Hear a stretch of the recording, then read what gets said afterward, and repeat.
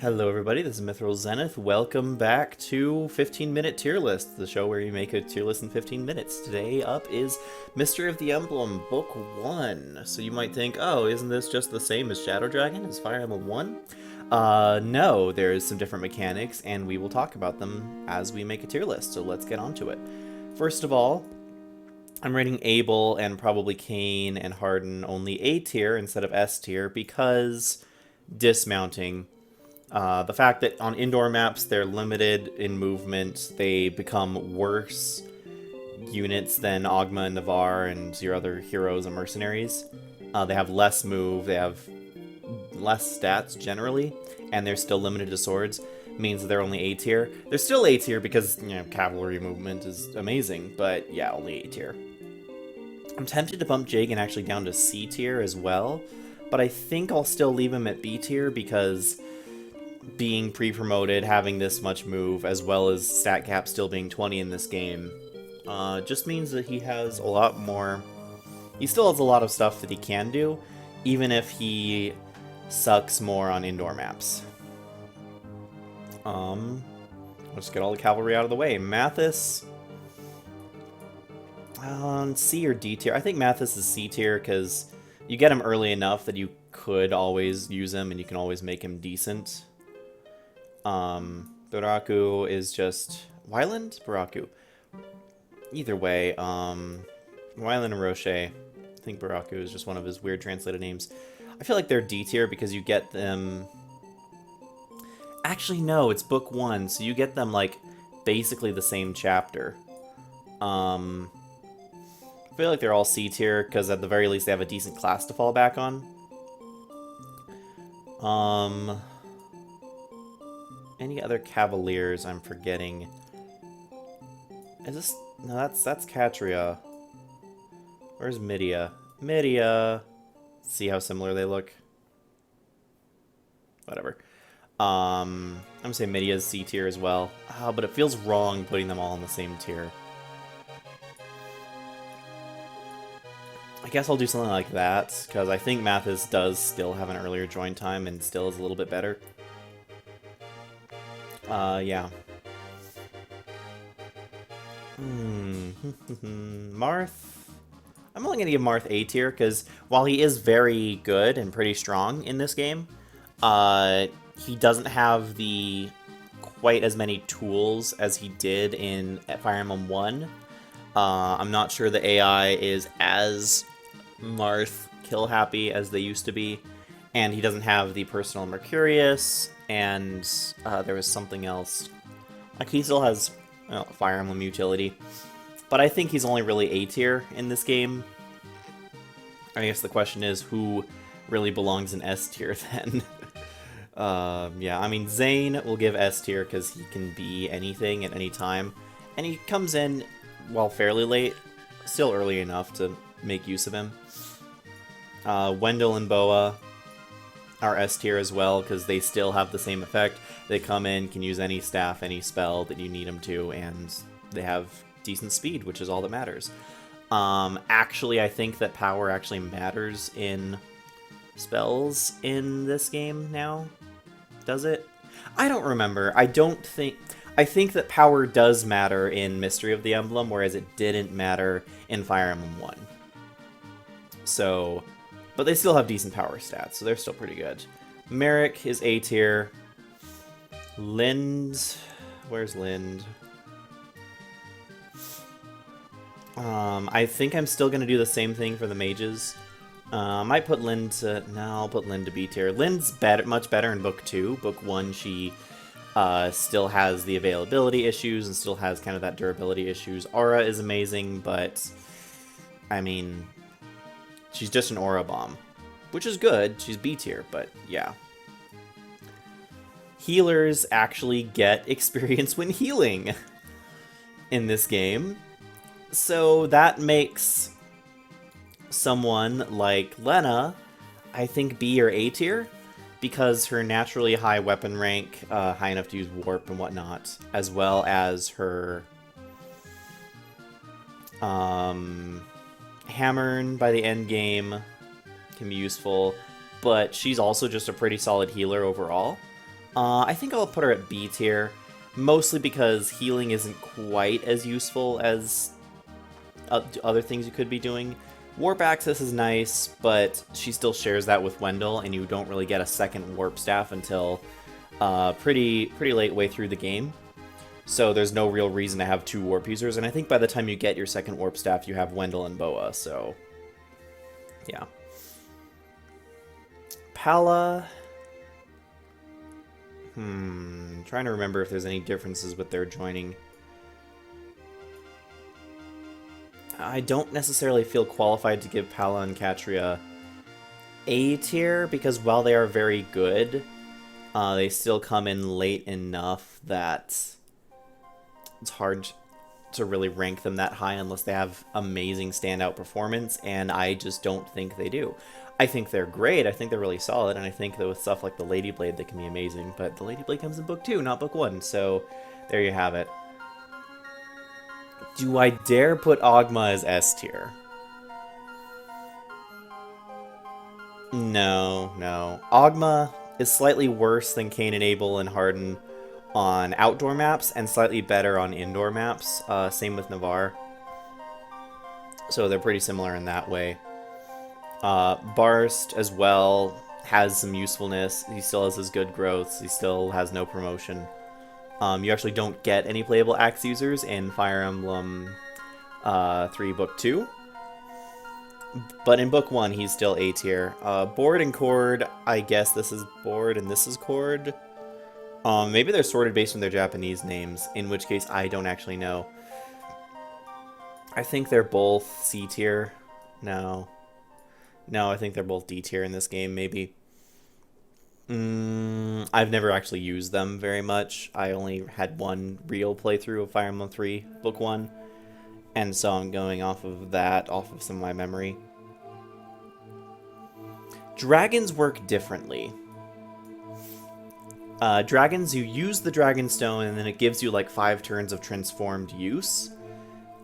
And while you're transformed, you have upgraded different stats, but when you're not transformed, you have a lot weaker stats. So I think that that change alone makes Bantu like a C tier unit. Do all dragons have 1-2 range in this? No, I think it was just Book 2 Tiki, I want to say, has 1-2 range. She also flies when transformed. Anyway, Tiki's actually amazing because she can actually fight other human soldiers, not just dragons. And so she's really good in Book 3. And so I think that she deserves an S tier. Even though she comes in pretty late, she's useful from the word go and only gets better. Bantu, I'm going to leave probably in C tier because even though he's a lot more useful on his own, even without having the promotion item glitch, he's still kind of mediocre. Julian, once again, F tier, because why do you need a second thief? Not Julian. This is Julian. This is Ricardo, yeah. Ricardo, why do you need a second thief? Julian, heck, most of the time, why do you need a first thief? There's no real reason to put him much higher. You could maybe argue for C tier for him, but I think D tier is fine. He just doesn't really have that much to do. He does have Devil Sword access. As thieves, they do have Devil Sword access, but you know, when are you really gonna be fighting with them? And if you're fighting with the Devil Sword, you're just begging for trouble.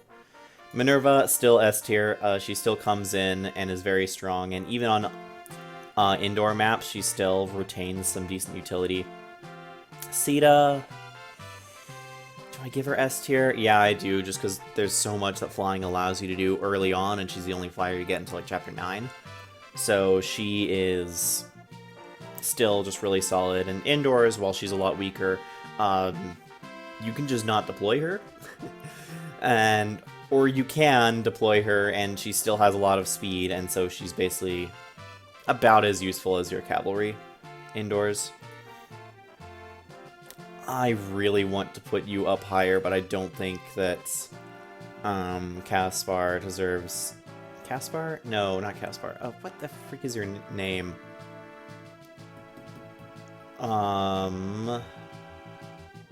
Castor.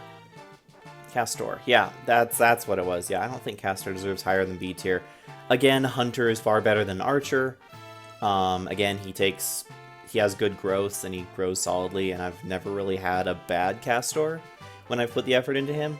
But he also doesn't become a sniper, and so he never gets that extra +1 movement and that stat bonus, which puts George at the same tier because he comes in later, but still has some benefit to him.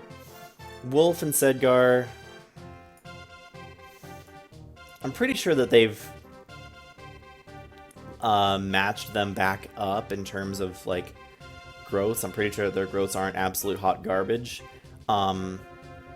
Actually, yeah, Castor promotes in this game. He does promote. That's what it is. Hunters promote into horsemen. Wolf and Sedgar are horsemen. You think, oh, they're pre-promoted. Well, Fire Emblem 3 doesn't care about your promoted status when giving out experience, so you're basically just acting as you're an unpromotable unit. Which, if you're on a mount and have a bow, that's not bad. You go indoors, you lose the mount, you keep the bow. They work basically the same way, just with a little bit less movement. No, that doesn't seem fair. I can't put Tomas over Gordon, even though Tomas is much easier to get as a sniper than Gordon, because you just... Once again, he shows up, you give him the manual and the Orion's Bolt, and then he becomes a sniper that's better than George and can instantly build the Parthia. I don't think that that's necessarily worth putting him into like an upper tier, a tier above Gordon, even though Gordon is hot garbage, because Gordon at least has the availability and he at least does some things while you are forced to deploy everyone. Gordon can do some chip damage here and there. So I still say that Gordon is at least the same as Tomas, even though Tomas is technically better, but not by much. Lauren's F tier. He comes in too late to do anything, and by the time you get him, he's like, oh, you have a general, right? Well, even though he can use lances, and he's the only person who can use lances indoors, not really feeling it. Plus, units like Doga can promote. So, yeah. Why do you need extra armor knights in a game dominated by movement? You don't. Indoors, I think the ability for Doga to promote and use lances means that he is C tier. Lorenz is F tier because you get him and what? You're going to deploy him against dragons. You're going to deploy him against Garnef. What else is there? Macedon. You're going to deploy him against all those Wyvern Lords? No, you're not. You're not going to deploy him against Draco Knights. And you're not going to deploy him in the final map. So he's lousy. He's bad. You don't have Goto on this tier list. Maybe you don't get Goto? I'm pretty sure you did get Goto. Anyway, I forget. Who are you? One sec, whatever. Having a mid-game hero come in, he's not bad. Samson's perfectly useful. Aaron is about as useful as Medea. The lower stats really hamper him when it comes to usefulness because of the limitations on indoor maps. Aaron, I forget which one is better. I think they're both basically the same units. Elise is D tier. She can use the Alm Staff. I forget if Fire Emblem 3 made it so that she's the only one who can use the Alm Staff. Maria, she's fine. She's a late game staff unit. She's usable, but or second half of the game staff unit. But she just doesn't... You don't really have a reason to deploy Maria ever, is what I find. Est, I'll give her this. She is usable, and she doesn't come in late enough to kind of negate that usefulness. Flying is still useful, and the triangle attack can be fun to mess around with. She's definitely a tier below her sisters, though. And then Rad and Caesar... Actually, I'll give them C tier because they come in early enough, and Myrmidons and Heroes are Mercenaries and Heroes. They're usable in this game. I'm not necessarily going to put them in B tier, but...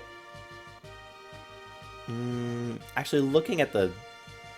Now, they just take so much effort to level up, I think. I think it's because they come in so low-leveled. Like, you get them later and they come in under-leveled compared to an Ogma and Navarre, who have already been doing stuff helpfully for the last, like, 2 or 3 chapters. And then you get these idiots at level 1 and level 3, and they can't really do much. So yeah, I'm pretty sure that feels right. I'm pretty sure that feels right. Yes. I am going to say that that feels right, even if it doesn't. Disagree with me in the comments down below. This was a 15-minute tier list. Thank you all for watching. This is Mythral Zenith signing out.